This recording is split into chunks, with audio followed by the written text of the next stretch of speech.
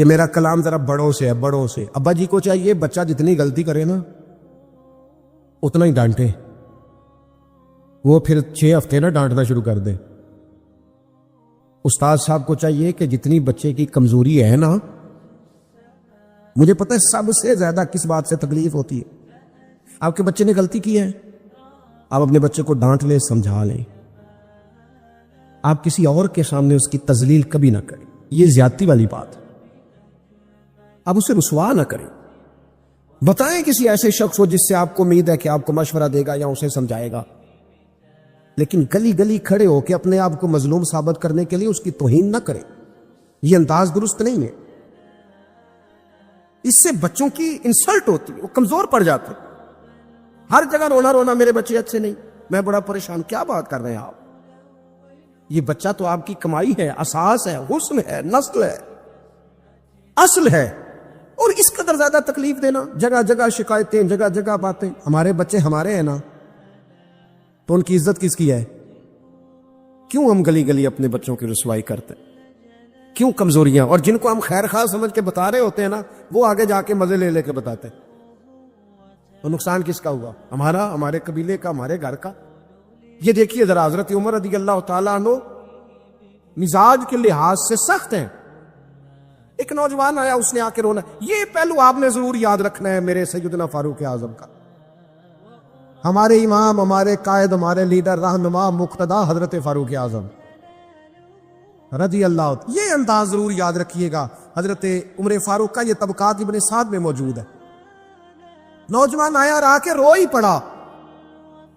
حضرت عمر نے اس کو روتے دیکھا تو فرمایا بیٹا کیا ہوا؟ کہنے لگے حضور فلاں علاقے کے فلاں گورنر صاحب کا مسئلہ ہے، حضور مجھ سے غلطی ہو گئی تھی، میں شراب پی بیٹھا تھا، انہوں نے مجھے درے بھی مارے ہیں، پھر انہوں نے لوگوں سے کہا اس کے ساتھ میل ملاپ چھوڑ دو، کوئی اس سے بات نہ کرے، حضور مجھ سے غلطی ہو گئی، میں مانتا ہوں، پر اتنی اذیت، اتنی تکلیف، جب مجھے سزا مل گئی، کوڑے لگ گئے، تو پھر یہ الگ سے جو سزائیں مجھے دی گئیں، یہ میں حضرت عمر کی بات کر رہا ہوں۔ میں نے جب یہ پڑھا تھا تو میں رو پڑا تھا۔ حضرت فاروق اعظم نے اس نوجوان کی بات سنی، سنو میں کیا کہہ رہا ہوں، اس گناہگار کی بات سنی، اس گناہگار کی بات سنی تو حضرت عمر رو پڑے اور فرمایا بلاؤ نا ان گورنر صاحب کو۔ وہ بھی بڑے سمجھدار باوقار بڑے آدمی تھے، بلایا اور بلا کے فرمایا آپ کا اس جرم پر غصہ بالکل ٹھیک، لیکن آپ کو کس نے اجازت دی کہ آپ اسے اتنی تکلیف دیں؟ آپ نے کوڑے مار لیے جو سزا بنتی تھی، اور پھر آپ نے کیوں کر کے لوگوں سے کہا اس سے ملنا جلنا چھوڑ دیں؟ فرمایا اب میں آپ کو حکمن کہتا ہوں، اگر آج کے بعد آپ نے کوئی ایسا کام کیا تو میں آپ کو سزا دوں گا۔ فرمانے لگے آپ نے کہا تھا نا لوگ ان سے ملے جلے نہ، فرمایا اب آپ ہی لوگوں سے کہیں ان سے ملاقات شروع کریں۔ جب انہوں نے توبہ کر لی، اپنا گناہ مان لیا، جب اقرار کر لیا، معافی مانگ لی، اب سزا کا کیا مانا ہوا؟ اب تکلیف کا کیا مانا ہوا؟ سیدنا فاروق اعظم رضی اللہ تعالیٰ عنہ فرمانے لگے اگر یہ سچی توبہ کر لے تو پھر تو ان کی گواہی بھی قبول کی جائے۔ لوگ تبصرے کر رہے ہوتے، تکالیف دے رہے ہوتے، آزمائشوں میں ڈال رہے ہوتے، طرح طرح کی باتیں سنا رہے ہوتے، خدا را یہ نہ کرے، پیار کرے، محبت کرے، کسی کا دکھ بانٹے۔ کئی دفعہ نا ہمارے کہہ دینے سے کسی کا مسئلہ حل ہو جاتا ہے، 2 جملے بول دینے سے کسی کا مسئلہ، لیکن ہم نے بھی ایک پکا جملہ پکڑا ہوا ہے، کسانوں کی لگے میرا کی فائدہ، میں کیوں کراں؟ او بھائی میرے ابا جی کہا کرتے تھے کبھی کبھی نا پڑوسیوں کے گھر کی آگ اس لیے بھی بجھا دینی چاہیے کہ وہاں نہ بجھی تو کہیں ہمارے گھر بھی نہ آ جائے، اس نیت سے کسی کا مسئلہ حل کر دو۔ لیکن لوگ یہ بھی کرنے کو تیار، مفاد پرستی بڑی عام ہو گئی ہے، خود غرضی بڑی عام ہو گئی۔ ہمارے ہاں لوگوں کو سکھا دیا گیا ہے کہ اپنا نفع پورا کرو جیسے بھی ہوتا ہے۔ اچھی طرح سمجھ لینا، کسی کے بچوں کا حق چھین کے اپنے گھر میں لاؤ گے تو کبھی روشنی نہیں ہوگی، کسی کا گھر لوٹ کے اپنے گھر لاؤ گے تو پیسے تو آ جائیں گے، ہو سکتا ہے مہنگی مہنگی چیزیں بھی آ جائیں پر سکون نہیں آئے گا، اطمینان نہیں آئے گا۔ یہ کیسے ہو سکتا ہے کوئی تیری وجہ سے روئے اور تو ہنسے؟ یہ ممکن نہیں ہوتا۔ وما اصابکم من مصیبت فبما کسبت ایدیکم، اللہ فرماتا ہے تمہیں جو مصیبتیں پہنچتی ہیں تمہارے ہاتھوں کی قسم کی وجہ سے پہنچتی ہے، وَيَعْفُو عَنْ كَثِيرٍ، بہت ساری باتیں تو اللہ معاف کر دیتا ہے۔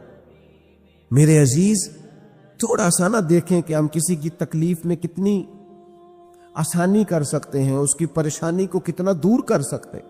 ہمارے کردار ادا کرنے سے کسی کو کیا فائدہ ہو سکتا ہے؟ جو دکھوں میں گھرے ہوئے لوگ آئے نا، ان پر توجہ کرو۔ جو آزمائشوں میں ڈوبے ہوئے لوگ آئے ان پر توجہ کرو۔ ہمارے رشتہ داروں میں، ہمارے دوستوں میں، ہمارے محلے داروں میں، ہمارے جاننے والوں میں بہت سارے لوگ ایسے ہوتے ہیں جن پر آزمائشیں آتی ہیں، وہ تڑپ تڑپ کے ان کا مقابلہ کرتے ہیں، لیکن ہم آگے بڑھنے کے قابل ہوتے ہیں، بازو تھام سکتے ہیں، تسلی دے سکتے ہیں، ہم توجہ نہیں کرتے۔ حضرت عبداللہ ابن عباس رضی اللہ تعالیٰ عنہ مسجد نبوی میں اعتکاف بیٹھے تھے، امام بہقی روایت لائے۔ آپ نے دیکھا ایک صاحب نا مسجد نبوی شریف میں تشریف لائے اور ایک کونے میں بیٹھ کے نا تو بڑی پریشانی سے انہوں نے گردن جھکا لی۔ تو حضرت عبداللہ ابن عباس ان کے قریب گئے اور جا کے کہا میاں کیا بات ہے، کیوں پریشان ہو؟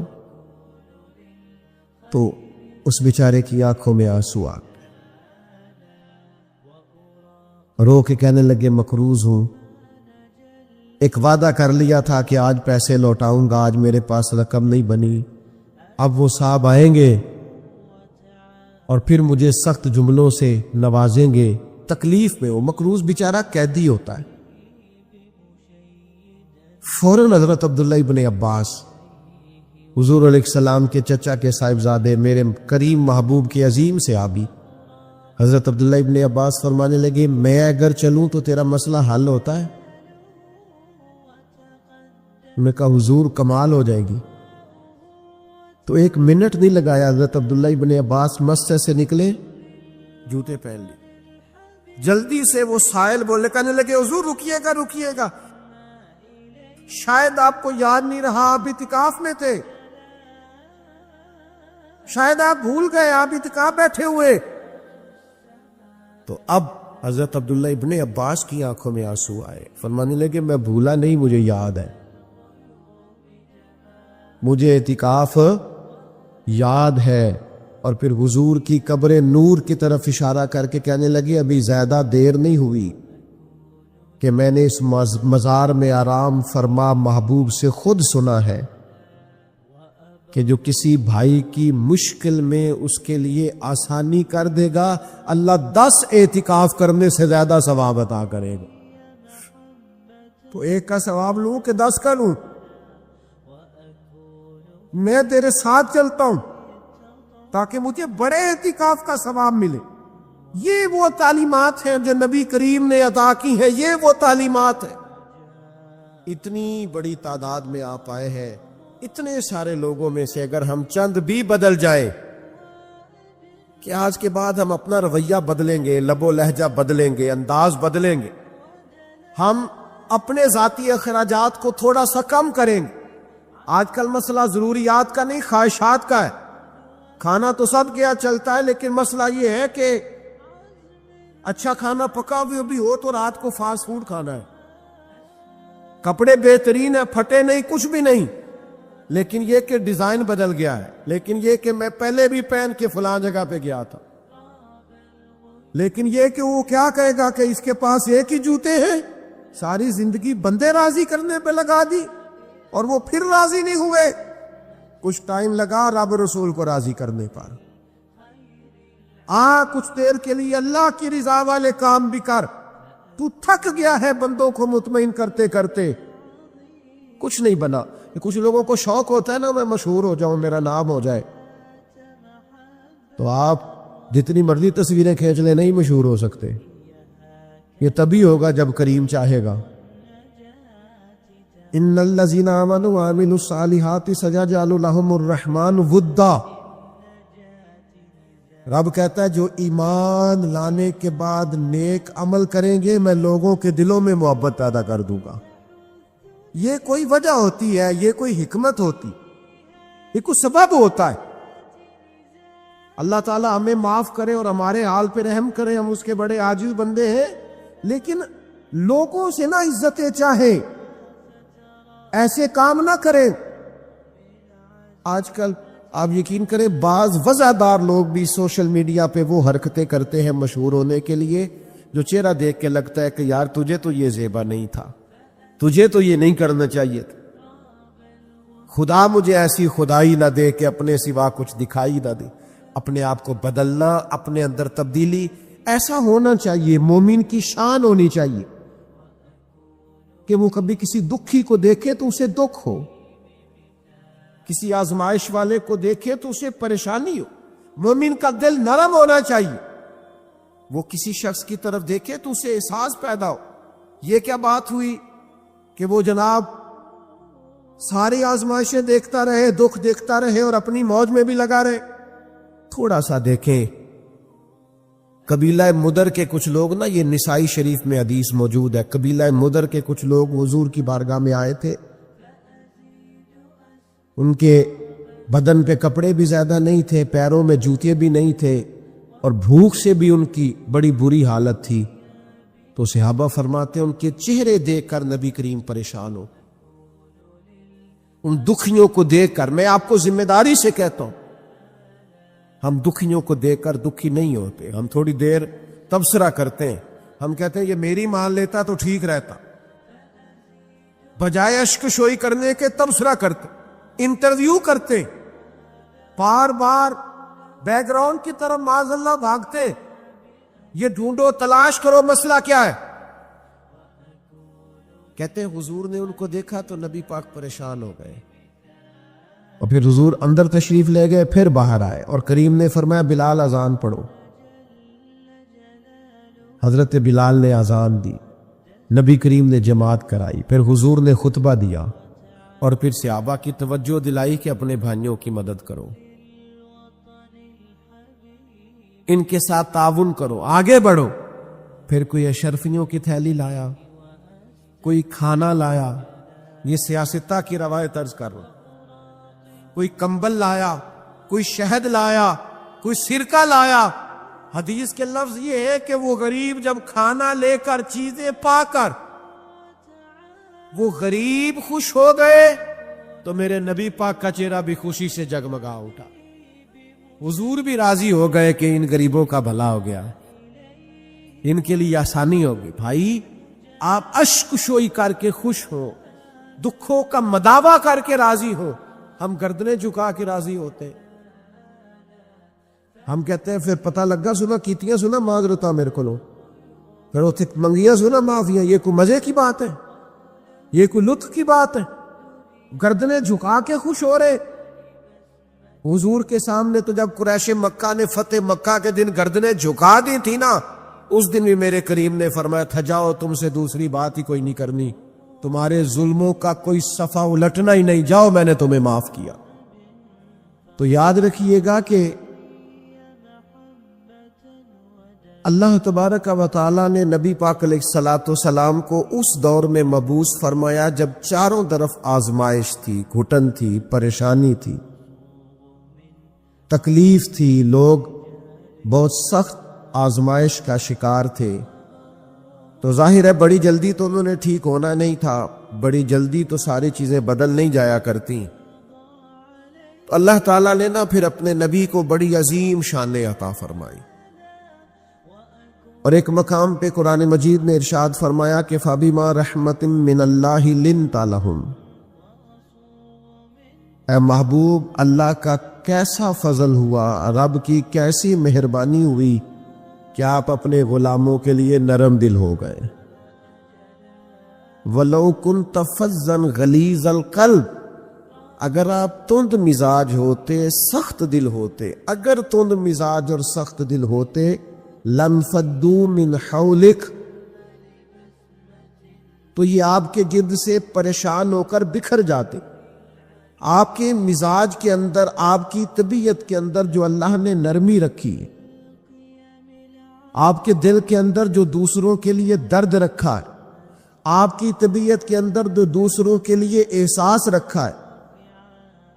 عزیز بھائیو، آپ کو پتہ ہے کہ کسی کا احساس صرف یہ نہیں ہوتا کہ اس کو پیسوں کی ضرورت ہے تو پیسے دے دیے جائے، کسی کا احساس صرف یہی نہیں ہوتا کہ اس شخص کو نوکری کی ضرورت ہے تو اسے نوکری دلا دی جائے، صرف یہی احساس نہیں ہوتا کہ وہ شخص پریشان ہے تو اس کا دکھ سن لیا جائے۔ یاد رکھیے گا، گمراہ کو رستہ دکھانا بھی بہت بڑی نیکی ہے۔ جس کا ذہن وسوسوں کا شکار ہو اسے یقین کامل کی طرف لانا، یہ بھی بہت بڑی نیکی۔ جب انسان بدخلق ہو جائے، وہ ماں سے بھی سختی سے بات کرے، باپ سے بھی تلخی سے بات کرے، وہ اپنے بال بچوں پر بھی سختی کرے، اس کے لب و لہجے اس طرح کے ہو جائے کہ سب اس سے پریشان ہو، تو اس شخص کو مروت والا بنا دینا، اخلاق والا بنا دینا، اسے اعلیٰ اسلوب والا بنا دینا، یہ بھی اس کے ساتھ بہت بڑا پیار ہے۔ میرے نبی کریم کا کمال پتہ کیا ہے؟ رسول پاک علیہ السلام نے اس طرح کا رنگ دکھایا ہے کہ جو گمراہ تھے نا، وہ دوسروں کو ہدایت کی طرف متوجہ کرنے والے بن گئے، خود نہ تھے جو راہ پر اوروں کے ہادی ہو گئے، جن کی وجہ سے ان کے گھر والے تکلیف کا شکار تھے، آزمائش کا شکار تھے، ان سب کو نبی پاک علیہ السلام نے اپنے اہل خانہ کے ساتھ محبت کرنے والا بنا دیا، اور اس طرح کے انداز حضور نے بتائے، اس طرح کے طور طریقے سکھائے، اس طرح کا نبی پاک علیہ السلام نے لوگوں کو سمجھا دیا، سکھا دیا۔ یعنی ایک شخص نے آ کے عرض کیا، یا رسول اللہ میں جہاد پہ جانا چاہتا ہوں، تو حضور علیہ السلام نے اس سے فرمایا تیرے ماں باپ حیات ہیں؟ یا رسول اللہ ہے۔ فرمایا تو گھر جا کے ان کی خدمت کر، گھر بیٹھے بیٹھے ہی اللہ تجھے جہاد کا ثواب عطا فرمائے۔ میرے پاس ایک بچہ آیا، کچھ لوگوں کا درد انسان کو درد مند کر دیتا ہے۔ MBA اس بچے کی تعلیم، بڑا قابل نوجوان، اور لب و لہجے میں بڑی شائستگی، گفتگو میں بڑا دھیما پن، لگتا ہے کہ تعلیم نے اثر دکھایا ہے، لفظوں کے گورکھ دھندے میں نہیں رہا، اس نے کچھ سیکھا بھی ہے کتابوں سے۔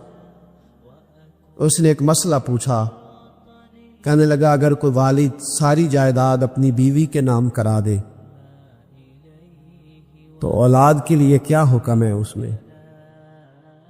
تو میں نے کہا کہ وہ اللہ کو جواب دے گا، اولاد سختی تو نہیں کر سکتی، لیکن اس کو چاہیے نہ تھا ایسا کرتا، اس لیے کہ نبی پاک علیہ السلام نے فرمایا فاتقوا اللہ فاعدلوا اولادکم، اللہ سے ڈرو، اپنی اولاد میں انصاف کرو۔ تو میں نے اس کو کہا کہ یہ آپ نے کس طرح کا مسئلہ پوچھا ہے؟ کوئی شخص اپنی ساری جائیداد کسی کی بیوی کے نام کرا دے، تو میں نے کہا کہ جو اس کی بیوی ہوگی وہ آپ کی اماں بھی تو ہوگی نا۔ شائستہ نوجوان تھا، اچھا تھا، وہ میری بات کا غصہ کر گیا، کہنے لگا آپ سے تو امید نہیں تھی کہ آپ پوچھیں گے، آپ نے بھی پوچھ لیا۔ تو مجھے احساس ہوا کہ یار نہیں پوچھنا چاہیے تھا۔ میں نے کہا یار آپ تو بڑے ناراض ہو گئے، میں اگر آپ کو ایسی بات ہے تو معذرت کرتا ہوں۔ تو وہ شخص رونے لگ گیا، اور جب اس نے بات سنائی تو اس بیچارے کا وجود کہاں پر تھا، کہنے لگا ابا نے پچھلی عمر میں شادی کر لی ہے۔ تو میں نے کہا اس کو اللہ رسول اجازت دیتے ہیں؟ تو آپ کہنے لگا جی وہ تو بات ٹھیک ہے، پر کچھ ایسی باتیں سامنے آئی ہیں کہ جو سامنے نہیں آنی چاہیے تھی۔ حضرت جی میں جوان ہوں،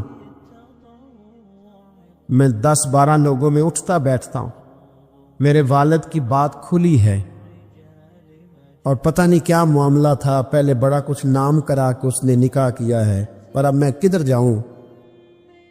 میرا گلی میں کھڑا ہونا مشکل ہو گیا۔ مجھے کوئی کہتا تو کچھ بھی نہیں، لیکن جب لوگ دیکھتے ہیں نا میری طرف، جب لوگ میری طرف تو مجھے احساس ہوتا ہے کہ ان کی نظروں میں سوال ہیں، مجھے لگتا ہے کہ ان کی ذہنوں میں بہت ساری باتیں چھپی ہوئی ہیں۔ کچھ نکاح ہوتا تو بات اور تھی، کچھ ایسی باتیں سامنے آئی ہیں جو آنی، میں نے اسے معذرت بھی کی، اسے تسلی بھی دی، اور جو میرے سے ممکن ہو سکتا تھا میں نے اس کو کہا۔ لیکن اس نوجوان کے جانے کے بعد اس کے رستوں کو بھی میں دیکھتا رہا، تو میں سوچنے لگ گیا یار دنیا میں ہمارا راز کھل جائے تو اتنا مشکل ہو جاتا ہے، تو جب قیامت میں راز کھلے گا۔ دنیا میں دیکھیں نا، ہمارے ہاں لوگ اگر برا جانتے بھی ہیں تو وہ الا ماشاء اللہ معاذ اللہ غیبت کرتے ہیں، سامنے آ کے بات، یہی مزاج ہے نا معاشرے کا کہ لوگ بہت بڑا ظلم کرتے ہیں، اپنی جان پر غیبت کرتے ہیں، سامنے آ کے بات، تو قیامت میں تو ہر چیز سامنے ہوگی، ہر چیز سامنے آ جائے، کھل کے بات سامنے آئی، کس نے کیا کیا، اپنے عہدے کے ساتھ جس جگہ وہ بیٹھا تھا اس منصب کے ساتھ اس نے کتنی وفا کی یہ بھی پتہ چلے گا، کتنا دھوکہ دیا یہ بھی خبر ہوگی۔ بہت سارے لوگ جعلی ڈگریاں لے کے نہیں بیٹھے ہوئے، لے لیا نا عہدہ، ان کی تنخواہ جائز ہے ان کے لیے، بولے تو یہ راز کھلے گا کہ نہیں کھلے گا قیامت کے؟ حد ہو گئی اس ملک کے اندر کہ یہ 1 درجن بندے کی بات نہیں، یہ 1.5 درجن بندہ نہیں، یہ تو کیا بتائیں۔ اور ہم دنیا میں اپنا کون سا منہ لوگوں کے سامنے کریں کہ یہ ایک لائن ہے لمبی، ڈگری جعلی، کاغذ کا ایک ٹکڑا لیا تو وہ بھی جعلی۔ میرے عزیز یاد رکھے اور ضرور اس پر غور کرے، یہ چیزیں جب قیامت میں کھلیں گی تو مسائل پیدا کرے، اور اللہ کہتا ہے میں کھولوں گا، میں یہ تمہاری چیزیں، جو ٹیچر، جو ڈاکٹر، جو کلرک، جو بیوروکریٹ 2 سال کی چھٹی لے کے سیر کرنے چلا جاتا ہے اور وہاں لکھ کے دے جاتا ہے کہ میں مجھے بخار چڑھا ہوا ہے، میں تو بڑا سخت بیمار ہو گیا ہوں، تو میرے اندر کا سارا نظام گڑبڑ ہو گیا، دوائی لینی ہے، ٹھیک ہے چھٹی مل گئی، قانون میں کمزوریوں کا فائدہ اٹھایا، تو جب قیامت میں راز کھلے گا یہ تو سیر کرنے گیا تھا، موج کرنے گیا تھا۔ یہاں تو لوگ نوکری لے کے خوشحال ہو جاتے ہیں، کہتے ہیں جی اللہ کا بڑا فضل ہے، میں 2 گھنٹے جاتا ہوں۔ میں نے کہا فضل نہیں، یہ آزمائش ہے، یہ شرم والی بات ہے جو دلیری سے تو کہہ رہا ہے، یہ شرم حیا والی بات۔ تو 8 گھنٹے کی، میں نے پہلے بھی بتایا تھا، محدث اعظم پاکستان حضرت مولانا سردار احمد صاحب رحمۃ اللہ تعالی علیہ ایک استاد کو رکھنے لگے ادارے میں پڑھانے کے لیے۔ استاد کے ساتھ وظیفہ طے ہوا، سمجھ لے کہ 10,000 روپیہ تجھے ماہانہ دیں گے، صبح 8 بجے سے لے کر 1 بجے تک تو نے پڑھانا ہے۔ استاد نے سائن کر دیے پڑھاؤں گا، تو آپ فرمانے لگے استاد جی آپ روٹی نہیں کھائیں گے اس دوران، پیشاب نہیں آئے گا آپ کو، پانی نہیں پیئیں گے؟ حضور پینا ہے، تو فرمانے لگے لکھا کیوں نہیں؟ آپ نے مسلسل 1 بجے تک بیٹھنے کا لکھ دیا ہے، تو بتائیں جب آپ پیشاب کرنے جائیں گے تو وہ آپ کا کام کہاں لکھا جائے گا؟ آپ نے لکھ کے دیا ہے کہ میں اتنی ڈیوٹی کروں گا، تو آپ کو سمجھنا چاہیے تھا، کہنا چاہیے تھا کہ میں روٹی بھی کھاؤں گا، پانی بھی پیوں گا، اگر پڑھاتے تھک جاؤں گا تو تکیے پہ لیٹوں گا بھی۔ کیوں آپ نے یہ معاہدہ ایسا کیا؟ تو شخص کہنے لگے حضور آپ میری رہنمائی فرمائیں، فرمایا یہاں لکھو کہ میں مسلسل، تو کسی بندے کی پہنچ ہی نہیں ہے کہ وہ اتنا بیٹھ سکے۔ تو ہمارے ہاں جب یہ چیزیں قیامت میں کھلیں گی تو کیا بنے گا؟ آج راز کھلتا ہے تو آزمائش کھڑی ہو جاتی، وضاحتیں کر کر کے لوگ تھک جاتے، جب قیامت میں راز کھلے گا۔ میں تاجر کی بات بعد میں کروں گا، میں سیاستدان کی بات بعد میں کروں گا، میں پہلے پیر صاحب کی بات کرتا ہوں، پہلے علامہ صاحب کی بات، میں اپنی ذات سے شروع کرتا ہوں۔ ایک شخص پیر بن کے بیٹھ گیا، علامہ صاحب درویش مصلح بن کے بیٹھ گیا، لوگوں نے اپنی عقیدتوں کی جبین اس کے سامنے جھکائی، لوگ کئی راتیں اس کے سامنے ہاتھ باندھ کے کھڑے رہے، اس کے لیے لوگوں نے محبت کے سارے تقاضے پورے کیے، اپنی جیب کاٹ کے اس کی خانقاہ کو چلایا، اپنی جائز کمائی اس کے ہاتھ پہ رکھ کے لوگوں نے ایک ادارہ چلانے کے لیے اسے کہا، لوگوں نے اس کی گاڑی کو چوما۔ میں لاہور میں تھا چند دن پہلے، تو گٹر کے اندر گاڑی کا ٹائر چلا گیا، تو میں نے بچے سے کہا کہ کوئی ایسی چیز منگائی جائے، کوئی لکڑی ایسی ہو جائے جو پیچھے رکھی جائے تو گاڑی کو پیچھے موڑیں گے۔ آپ یقین کریں 5-6 لوگ دوڑے آئے، انہوں نے کہا ہم اٹھاتے ہیں، آپ گاڑی پیچھے کریں۔ تو میں نے کہا کپڑے بھر جائے، کہنے لگے حضرت صاحب چھوڑیں، کپڑے بدل بھی جائیں گے، ہمیں اللہ نے موقع دیا۔ تو ان لوگوں کے منہ تک وہ پانی جا رہا تھا لیکن وہ گاڑی اٹھا رہے تھے تو ہم لوگوں نے حساب نہیں دینا ان عقیدتوں کا، ان محبتوں کا جواب نہیں دینا؟ اتنی عقیدت کو شخص کرے کہ وہ گندا پانی منہ تک لے جانا پسند کرے، یہ شخص نیک ہے تو میں نے اس کی نوکری کرنی ہے۔ تو اگر وہ شخص جھوٹا ہو، اگر وہ شخص بنا ہوا ہو، اگر وہ اپنا قد اونچا کرنے کے لیے مذہب کا نام استعمال کر رہا ہو، مذہب اس کا مشن نہ ہو، بلکہ مذہب پیسے کمانے کے لیے اس نے اختیار کیا ہو، دولت کٹھی کرنے کے لیے، تو آج تو چلو ٹھیک ہے، لوگ بیچارے عقیدتوں اور محبتوں کا خراج دیتے رہیں گے، لیکن وَحُصِّلَ مَا فِي الصُّدُورِ، جب قیامت میں پردہ کھلے گا، قیامت میں پردہ کھلے گا۔ میں نے کہا تھا کچھ جمعے پہلے، پھر بات دہراتا ہوں، ایک درویش شخص ہیں، وہ کہتے ہیں میں زندگی میں کبھی نہیں کام پا، پر ایک طوائف مجھ پہ راشا طاری کر گئی، طوائف، کہتے ہیں میں نے جبہ کبہ پہنا تھا، طوائف میرے پاس سے گزر رہی تھی، تو میں نے اس کو کہا کہ بچے باز آ جا، اللہ اللہ کیا کر، چھوڑ دے۔ اس نے نقاب آگے کر لیا، کہنے لگی بابا میں تو آپ کی بات پر عمل کروں گی، پر ایک جملہ کہنے کی اجازت ہے؟ تو میں نے کہا بیٹی کہہ لو۔ تو کہنے لگی بابا میں تو جو نظر آ رہی ہوں نا وہی ہوں، جو نظر آتی ہے وہی کہلاتی ہوں، تو بتا تو جو کہلاتا ہے وہ جو نظر آتا ہے وہی کہلاتا ہے کہ کچھ اور بھی ہے؟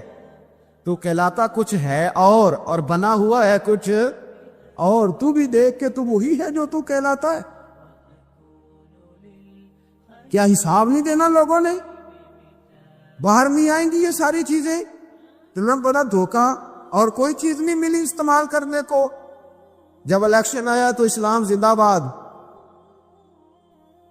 جب الیکشن آیا تو اسلام زندہ باد، اور اس کے نام پہ ووٹ اور اس کے نام پہ سارا کچھ، اور جب تھوڑا سا اللہ تعالیٰ خیر فرمائے حالات بدل گئے، 2-3 سیٹیں مل گئیں، تو پھر کسی بھی حکومت کے پاس جا کے 2 وزارتیں لے لی۔ میرے پاس بھی لوگ آتے رہتے ہیں، ہماری قوم کو سب کو سیاستدان بنا دیا گیا ہے، اس طرح سیاستدان کا کوئی پتہ نہیں نا کس پارٹی کا ہے، اس طرح عوام کا بھی اب یہ سارا نفاق ان لوگوں نے برپا کیا ہے، یہ ان لوگوں نے لوگوں میں بات اچھالی ہے، لوگ بھی اس کو بھی کہہ دیتے ہیں تیرے ساتھ ہیں، اس کو بھی کہہ دیتے ہیں، کیا کریں ان کے شر سے بچنے کے لیے ایسا کر، ورنہ شر پھیلاتے ہیں گل۔ ایک صاحب میرے پاس آ گئے، اب جب آپ کے پاس کوئی شخص آتا ہے تو آپ دروازہ تھوڑی بند کر سکتے ہیں، آ گئے ملنے کے لیے، انہوں نے آ کے نہ موبائل نکالا، کہنے لگے 100 سے زیادہ تقریریں ہیں آپ کی تقریر سنے بغیر میں سوتا نہیں، آئے سیاسی مقصد کے لیے، میں آپ کی تقریر سنتا ہوں۔ میں نے کہا اللہ آپ کو جزائے خیر دے، مجھے تو پوری دنیا سے لوگ کہتے ہیں تقریر سنتا ہوں، چلے مہربانی ہے، مجھے تب فائدہ جب کوئی تقریر سن کے اثر بھی کرے، تو چلے خیر آپ کہہ رہے ہیں تو اچھی بات ہے۔ انہوں نے اس پر اور تھوڑا زور دینا شروع کیا، تو کئی دفعہ نا تکلیف ہوتی ہے کہ یار آپ کیا سمجھتے ہیں سامنے والا پاگل ہے، بیوقوف ہے، اور جو ساتھ لے کے آنے والے ہوتے ہیں وہ بھی خیال نہیں کرتے ہم کیا کہہ رہے ہیں، آپ پاگل سمجھ رہے ہیں سامنے والے کو کہ آپ جھوٹی تعریف کریں گے سامنے والا مان جائے گا؟ ڈرنا چاہیے اللہ تعالیٰ سے۔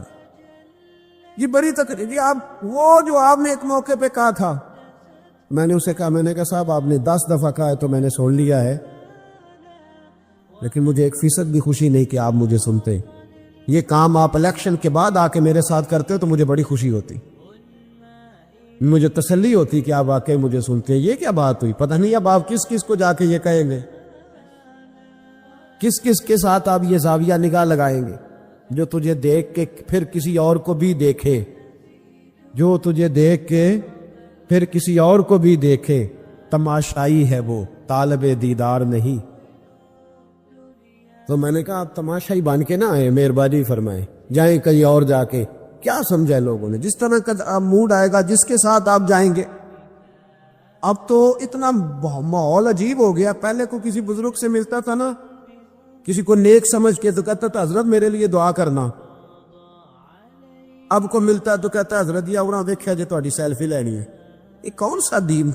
آپ مذہب کے نام پہ بھی وہی ملمہ سازی، وہی بناوٹ۔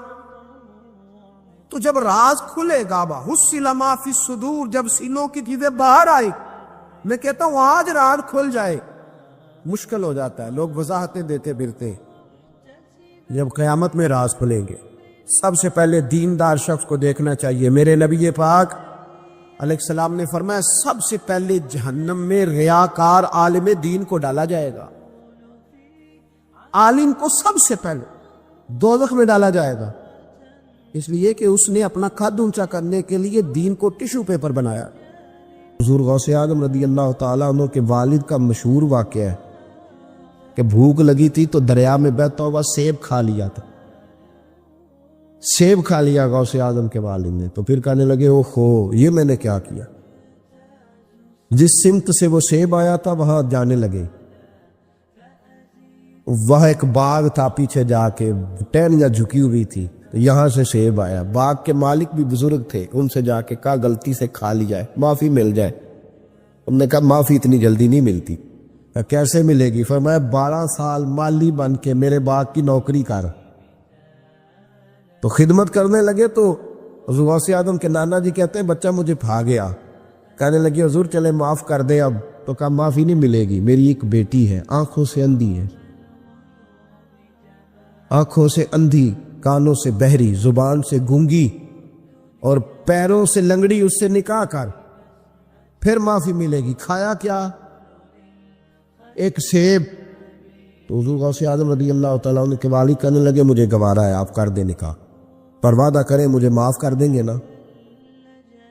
تو کہتے ہیں نکاح ہو گیا. جب پہلے دن میں حجرہ عروسی میں داخل ہوا تو میں نے پلنگ پر کوئی معذور نہیں